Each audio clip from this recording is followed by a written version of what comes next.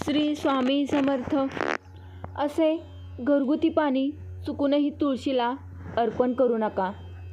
संपूर्ण घर उद्ध्वस्त होईल. घरात गरिबी राहील. याद्वारे आपल्याला कळेल की कोणत्याही दिवशी महिलांनी चुकूनही तुळशीला पाणी देऊ नये, अन्यथा मोठा अनर्थ घडतो. माता तुळशीसोबतच माता लक्ष्मीचाही बळी जातो. संपूर्ण माहितीसाठी व्हिडिओ शेवटपर्यंत नक्की पहा. व्हिडिओला लाईक आणि कमेंटमध्ये जय तुळशी माता लिहायला विसरू नका. शास्त्रानुसार जिथे तुळशीचे रोप असेल तिथे महालक्ष्मीचा वास कायम असतो. आम्ही तुम्हाला सांगतो की जर एखाद्या व्यक्तीने तुळशीची पूजा केली आणि त्याची योग्य काळजी घेतली तर महालक्ष्मी नेहमी त्याच्या घरात स्थान बनवते. पण तुळशीचे काही वास्तुनियम लक्षात ठेवायला हवे. अशा परिस्थितीत आपल्याला वास्तुनियमांबद्दल जाणून घेऊया. 1. नित्यनियमाने तुळशीचे दर्शन घेतल्याने आणि हात जोडल्याने व्यक्तीची सर्व पापे नष्ट होतात. अशा परिस्थितीत त्याच्या आत एक नवीन ऊर्जा संचारते, ज्यामुळे तो यशस्वी होतो. 2. शास्त्रानुसार तुळशी माताने जर एखाद्या व्यक्तीवर कृपा केली तर ती त्याला गरिबीतून राजा बनवते. त्यामुळे जो व्यक्ती देवी लक्ष्मीची स्वमनाने पूजा करतो त्याला त्याचे फळ नक्कीच मिळते. 3. रोज तुळशीच्या रोपाची पूजा करून संध्याकाळी दिवा लावल्याने व्यक्तीच्या सर्व मनोकामना पूर्ण होतात. 4. जर तुमचा व्यवसाय खराब चालत असेल किंवा पूर्ण ठप्प झाला असेल तर काळजी करू नका. दर गुरुवारी तुळशीला कच्चे दूध अर्पण करत राहा. तुमच्या समस्या लवकरच दूर होतील. तुळशी माता आपल्या भक्तांना कधीही निराश करत नाही. 5. जिथे नियमितपणे तुळशीजवळ दिवा लावला जातो त्या घरात भूतबाधा चुकूनही फिरकत नाही. पण जिथे तुळशीचे रोप लावले जाते त्या घरापासून नकारात्मक ऊर्जा दूर राहते. 6. जर तुमच्या घरात पैशाची कमतरता असेल आणि घरातील बचत हळूहळू कमी होत असेल तर अशा परिस्थितीत तुम्ही ताबडतोब घरी तुळशीचे रोप आणावे आणि त्याची नियमित पूजा करा आणि मग तुळशी मातेचा चमत्कार पहा. 7. भगवान विष्णूच्या पूजेमध्ये मिळण्यासाठी तुळशीच्या पानांचे खूप महत्त्व आहे. देवाला काही अर्पण करायचे असेल तर तुळशीचे पान अर्पण करावे. असे म्हणतात, तुळशीचे पान अर्पण केल्याने ते आनंदी होतात. वास्तविक तुळशीच्या पानांचा उपयोग प्रत्येक देव आणि देवीच्या पूजेत केला जातो. मात्र शंकर आणि गणेशाच्या पूजेत तुळशीचा वापर केला जात नाही. 8. जर तुमच्या मुलाला वाईट नजर लागली असेल तर त्याच्या संरक्षणासाठी 7 तुळशीची पाने, काळी मिरी मुठीत घ्या आणि ती मुलाच्या डोक्यापासून पायापर्यंत 7 वेळा गोल फिरवा आणि घराच्या मागच्या बाजूला ठेवा. सर्व काही व्यवस्थित होते. तुम्हाला ते घड्याळाच्या दिशेने फिरवावे लागेल, म्हणजेच घड्याळाच्या काट्याच्या दिशेने फिरवावे लागेल. 9. समस्या मुळापासून दूर करण्यासाठी आणि रोगांपासून दूर राहण्यासाठी संध्याकाळी पूर्वी तुळशीची 4 ते 5 पाने तोडून घ्या. झोपताना उशीखाली ठेवा आणि झोपा आणि सकाळी नंतर काही पाने खा. हळूहळू तुमच्या सर्व समस्या दूर होतील. 10.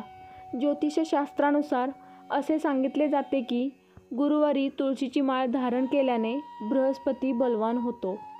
ज्योतिषशास्त्रानुसार तुळशीची माळ घातल्याने सर्व प्रकारचे सुख प्राप्त होते आणि वाईट नजर कधीच लागत नाही. असे सांगितले जाते, तुळशीची माळ घालण्यापूर्वी तिला गंगाजल आणि उदबत्ती अर्पण करावी. तुळशीची माळ धारण करण्यापूर्वी मंदिरात जाऊन श्रीहरीची पूजा करावी. जे लोक तुळशीची माळ घालतात त्यांना कांदा, लसूण, मांस आणि मद्य यांचे सेवन सोडून द्यावे लागते. 11.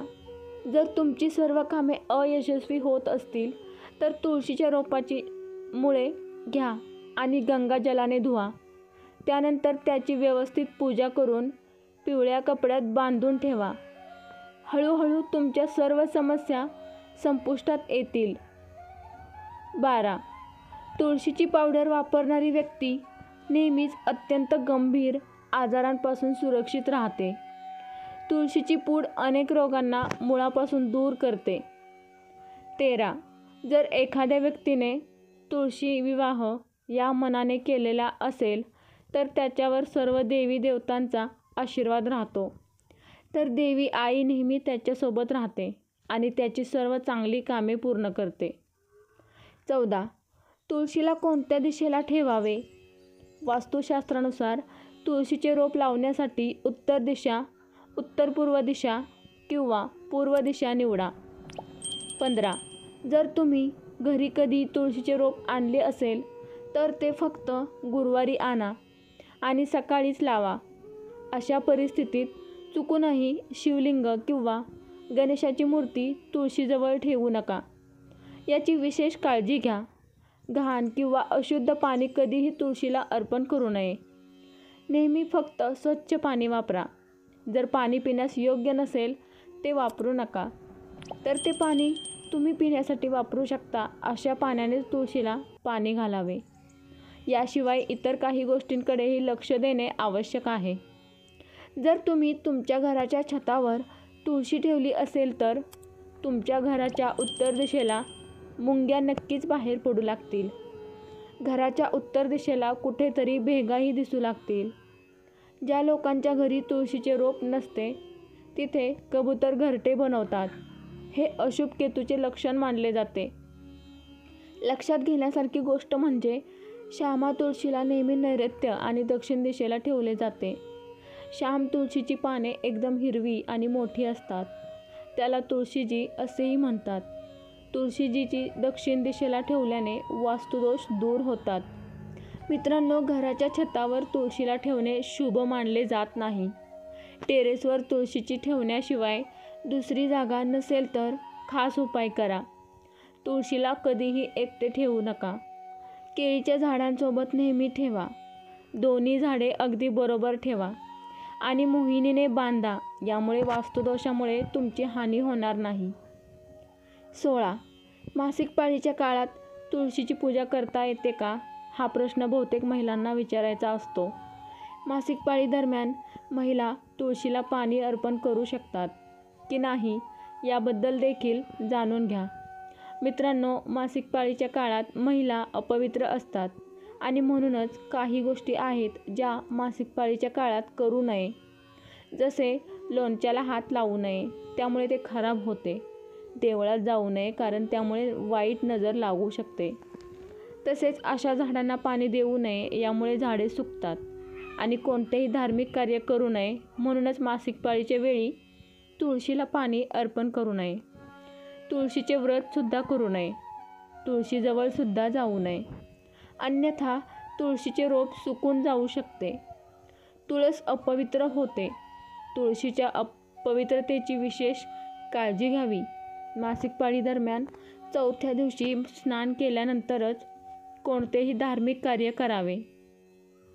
मित्रांनो, तुमच्या घरात ही तुळशीचे रोप असेल तर त्याची काळजी नक्कीच घ्या. तुळशी माता तुम्हाला सुख, समृद्धी आणि संपत्ती देईल. जर तुम्हाला ही माहिती आवडली असेल तर व्हिडिओला लाईक करा, व्हिडिओला जास्तीत जास्त शेअर करा आणि हो, व्हिडिओ कसा वाटला कमेंटद्वारे नक्की कळवा. धन्यवाद.